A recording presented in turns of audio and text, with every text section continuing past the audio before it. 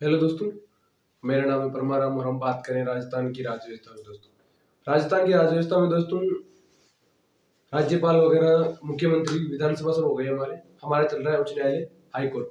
High court के अंदर मैंने लगभग आपको आर्टिकल्स भी बता दिए, कुछ उनके सामान्य जानकारी बता दी। आज हम बात करेंगे आगे 17 आर्टिकल हमारे, लगभग 217 मैंने करवा दिया। 217 क्लोज 1, क्लोज 2, क्लोज 3 वो नहीं करवाए, उनमें से हम आज करेंगे क्लोज 1 खे। मतलब के भी लगता है, खे बोल सकते हो या आप एक बोल सकते हो, दो बोल सकते हो, ऐसे। देखो, अनुच्छेद 217 क्लोज 1 आप आगे लिख सकते हो खे। ठीक है, इसमें लिखा है कि हाईकोर्ट के मुख्य न्यायाधीश, हाईकोर्ट के मुख्य न्यायाधीश एवं अन्य न्यायाधीश अन्य न्यायाधीशों को हटाने के कारण, क्या लिखा हुआ है? हटाने के कारण। दोस्तों, हटाने के दो कारण है दोस्तों। एक है सिद्ध कदाचार। क्या है? सिद्ध कदाचार। और दूसरा है ओनली कदाचार। सिद्ध कदाचार और असमर्थता। दूसरा क्या है? असमर्थता। असमर्थता, असमर्थता, सही का? हाँ, असमर्थता। ठीक है दोस्तों, तो ये दो कारण है हाईकोर्ट के न्यायाधीशों को हटाने के। ऐसे नहीं है कि आप मापदंड प्रक्रिया से हटा सकते हो या अलग कोई प्रक्रिया, नहीं। इनको हटाने के लिए सिद्ध कदाचार और असमर्थता, यानी कि ये अपने कार्यों में संविधान का उल्लंघन करते हैं या ये असमर्थ होते हैं, कार्य कर नहीं पाते, तो आप इन्हें हटा सकते हो। ठीक है दोस्तों, आगे देखो, मैं बताऊंगा आपको। तो देखो, हाईकोर्ट एक बार ये देख लो आप। ठीक है, फिर देखो किस प्रकार से हटाते हैं। देखो, मैं बताऊंगा आपको।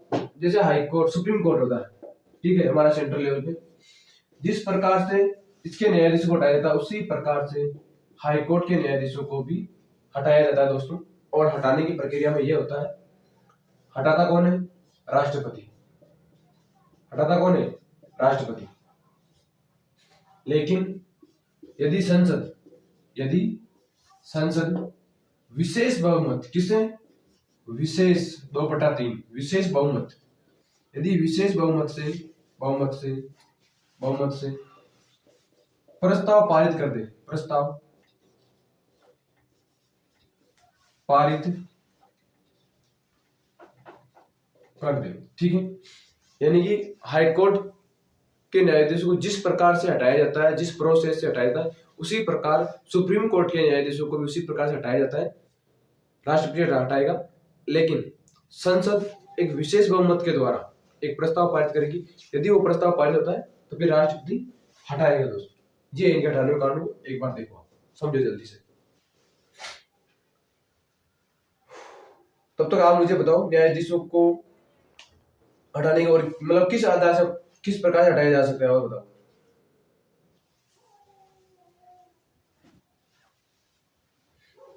ठीक है, न्यायाधीश जांच अधिनियम, एक अधिनियम है न्यायाधीश जांच अधिनियम, उसके तहत भी हटाया जाता है।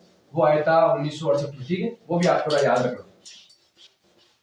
तब तक आप मुझे कमेंट में बताओ, अब तक सुप्रीम कोर्ट के कितने न्यायाधीशों को महाभियोग प्रक्रिया द्वारा हटाया तो नहीं गया? अभी तक आप ध्यान रखना, महाभियोग प्रक्रिया द्वारा हाईकोर्ट में किसी भी न्यायाधीश को नहीं हटाया गया है। ठीक है ना, ये चीज आप अपने दिमाग में जरूर रखें। लेकिन किन किन के विरोध लाया गया था? जैसे हाईकोर्ट में किन के विरुद्ध लाया गया था और सुप्रीम कोर्ट में किन के विरुद्ध महाभियोग लाया गया था? हटाया नहीं गया अभी किसी को। अब देखो, अनुच्छेद 218, इसमें इतना लिखा है, सुप्रीम कोर्ट के आदेश हाईकोर्ट पर भी लागू होंगे।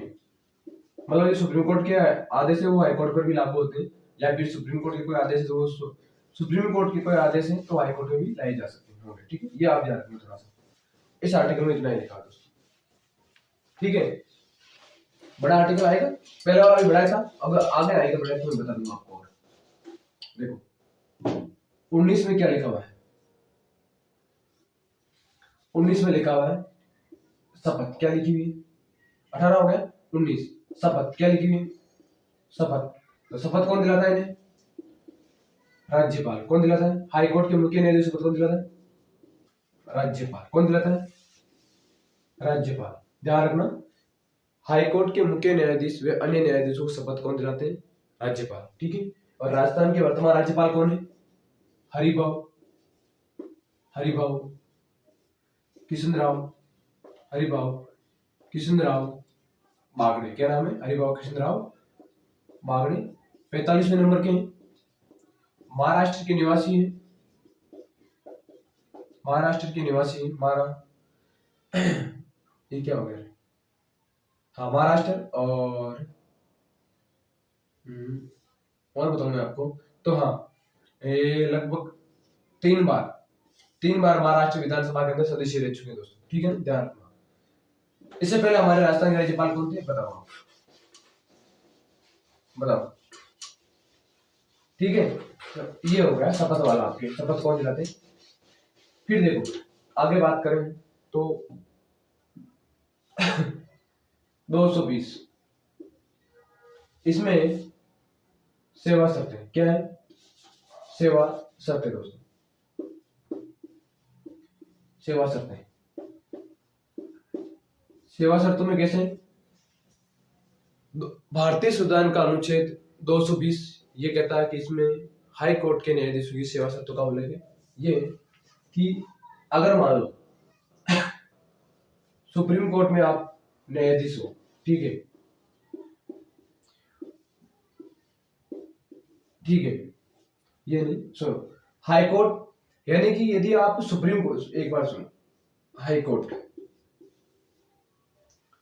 हाई कोर्ट से आपको हटा दिया गया, मान लो आप हाई कोर्ट से हट गए, तो उसके बाद आप सुप्रीम कोर्ट में वकालत कर सकते हो, या फिर आप अन्य हाई कोर्ट के अंदर भी वकालत कर सकते हो। ठीक है, लेकिन आप किसी भी प्रकार का लाभ का पद, क्या लाभ का पद धारण नहीं कर सकते। हटा दिया, आप यह वकालत करो, हाई कोर्ट में करो, सुप्रीम कोर्ट में करो, लेकिन आप किसी भी प्रकार का लाभ का पद मतलब सरकारी जॉब, ठीक है, आप उसे प्राप्त नहीं कर सकते हो। ठीक है ना, ध्यान रखना, ये चीज होती है, ये इसकी सेवा शर्तें होती है। ठीक है, मतलब आप सेवा शर्तों में यही है कि आप हटने के बाद हाई कोर्ट में वकालत कर सकते हो, सुप्रीम कोर्ट में कर सकते हो, आप आपकी निजी तो नहीं कर सकते। निजी इसलिए क्योंकि फिर आपको सारी चीजें पता होती है, आप फिर सरकारी वकालत कर चुके हो, फिर आप करते हो तो फिर अच्छा नहीं होता वो सिस्टम, वो प्रोसेस अलग होता है। बाकी आप लाभ का धारण नहीं कर सकते। ठीक है, ये हो गया आपके 20।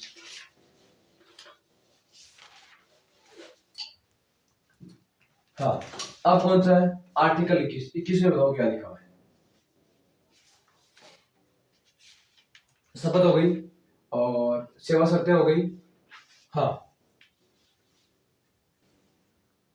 वेतन भत्ते, देखो वेतन भत्तों में ऐसे, हाँ थोड़े 21-22 मिस प्रिंटिंग हो गए, तो देखो एक बार वेतन भत्तों में कि न्यायाधीश है, ठीक है, एक तो होता है मुख्य न्यायाधीश, एक होता है मुख्य न्यायाधीश, मुख्य न्यायाधीश और अन्य न्यायाधीश, एक मुख्य न्यायाधीश और अन्य न्यायाधीश। देखो मुख्य न्यायाधीश जो है उसका वेतन होता है लगभग 250, यानी कि 2,50,000। अन्य न्यायाधीश होता है 2,25,000। ठीक है, फिर आप बोलोगे वेतन, वेतन वेतन मिलता है आपको, देखो इनको वेतन, दो चीजें, वेतन और पेंशन। वेतन और पेंशन। तो देखो वेतन मिलता है इनको राज्य की संचित निधि से, राज्य की संचित निधि दोस्तों क्या होती है, राज्य की संचित निधि। और पेंशन मिलती है भारत की संचित निधि।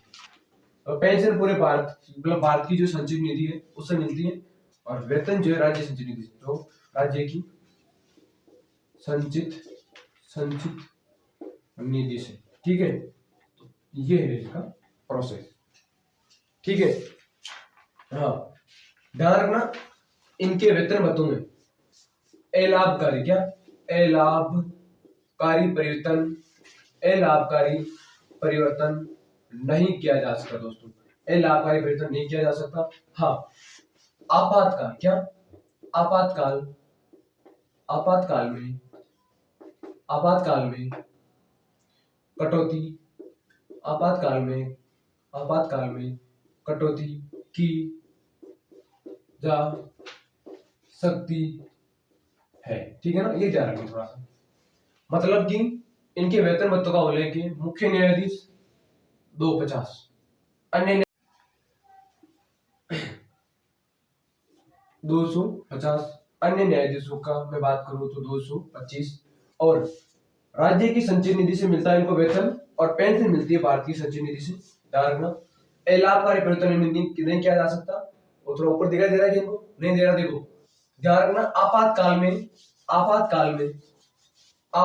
में कटौती की जा सकती है। ठीक है ना, कटौती की जा सकती है इनके वेतन भत्तों में आपातकाल में। ये थोड़ा सा आप ध्यान रखना, ये पूरा आपका वेतन भत्ते हो गए। चल देखो एक बार बिठा दूं, ठीक है चलो। तो दोस्तों ये हमारा हो गया आर्टिकल 221। देखो थोड़ा सा क्या मिसप्रिंटिंग हो जाती है तो कर लेते हैं सही, बाकी चल रहा है। देखो अब देखो आप आर्टिकल 222, इसमें लिखा हुआ है हाईकोर्ट के न्यायाधीशों का स्थानांतरण, यानी कि एक हाईकोर्ट से दूसरे हाईकोर्ट में जाना। हाईकोर्ट के न्यायाधीशों का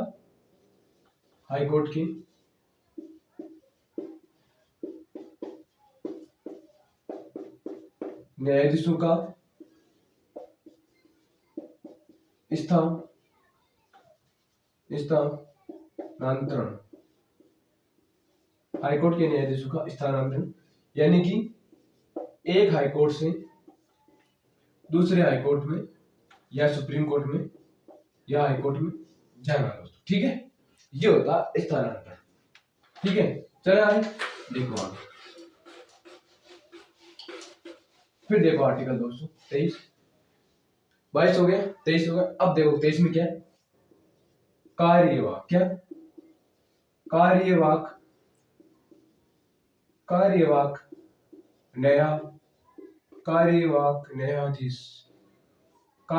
न्यायाधीश, इसकी नियुक्ति राष्ट्रपति करता है दोस्तों। कौन करता है, कार्यवाहक न्यायाधीश की नियुक्ति कौन करता है, राष्ट्रपति करता है। इस चीज को आप ध्यान में रखना हाईकोर्ट के अंदर। ठीक है दोस्तों, यानी कि हाईकोर्ट में मान लो न्यायाधीश नहीं है तो कार्यवाहक न्यायाधीश बनाया जाता है राष्ट्रपति के द्वारा दोस्तों। ठीक है, आगे देखो छोटे छोटे आर्टिकल है तो फिर उनमें टाइम नहीं लगेगा, बड़े बड़े आर्टिकल में टाइम लगेगा। ठीक है, अब देखो एक इंपॉर्टेंट आर्टिकल है 24, इसमें क्या लिखा हुआ है, इसमें लिखा हुआ है अपर न्यायाधीशों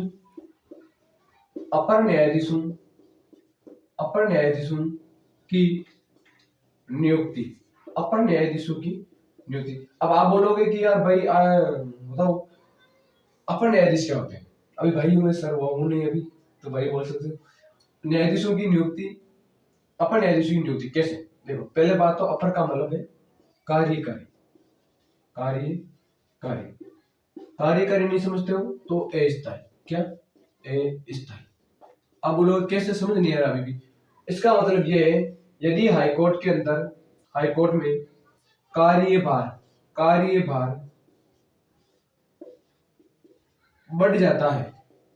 बढ़ जाता है, यदि हाईकोर्ट में कार्यभार बढ़ जाता है तो अपर न्यायाधीशों की नियुक्ति की जाती है दोस्तों। इस चीज का ध्यान रखें थोड़ा सा, ठीक है ना। तो ये है 24। अब देखो आर्टिकल 125 भी है, वो पढ़ेंगे हम कल। आर्टिकल का नाम है 225। इसमें लिखा हुआ है हाईकोर्ट का क्षेत्राधिकार। वैसे मैं आपको लिखवा देता हूँ, ये तो पढ़ाई देता हूँ। फिर आगे रीट वाला बचेगा, मतलब रीट जारी करना, आर्टिकल 226 में रीट वगैरह जारी करना, वो हम फिर बाद में पढ़ लेंगे। अभी ये थोड़ा सा लिख लो, थोड़ा सा बस। दोस्तों थोड़ा सा यूट्यूब चैनल को, मेरे यूट्यूब को थोड़ा सा प्यार दो रे, धीरे धीरे इसको बढ़ाओ, ताकि फिर मैं आपके लिए और अच्छा करूँ। क्योंकि अभी तो मैं धाराएं करवाऊंगा आपको पूरी की पूरी, कौन सी EORO की धाराएं जो है ना सारी करवाऊंगा। इसमें क्या लिखा हुआ है, क्षेत्राधिकार, हाईकोर्ट का क्षेत्राधिकार, क्या लिखा हुआ है, हाईकोर्ट का क्षेत्राधिकार का मतलब समझो कि वो हाईकोर्ट कितने क्षेत्र के अंदर, अपने राज्य के क्षेत्र में ही कार्य करेगा, अदर राज्य के जो हमारे स्टेट्स है उनमें नहीं जाना, आप अपने राज्यों के ही फैसले करो बस, ठीक है। तो इनका जो सीमा का निर्धारण है वो कौन करेगा, यानी कि हाईकोर्ट के क्षेत्राधिकार का निर्धारण कौन करता है, निर्धारण संसद करती है। कौन करती है, संसद करती है। ये मोस्ट इंपोर्टेंट है, ठीक है, ये ध्यान रखना थोड़ा सा। बाकी 25 मैंने करवा दिए, 37 तक है, 237। कल हमारा ये टॉपिक क्लियर हो जाएगा, उसके बाद हम पढ़ेंगे स्थानीय स्वशासन। ये होने के बाद फिर बस मान के चलो आप 7-8 आयोग है कंप्लीट, आपको आयोग करवा दूंगा। आयोग में बस 10-10 मिनट की वीडियो डालूंगा, सारे आपको आयोग करवा दूंगा, बिल्कुल अपडेट करूंगा वर्तमान डेट्स वगैरह। आप बस मेरे चैनल को इसी प्रकार से प्यार देते रहे और इसको और थोड़ा सा लेवल पे लेके जाए। मिलते हैं अगले वीडियो में, तब तक के लिए धन्यवाद दोस्तों, जय हिंद।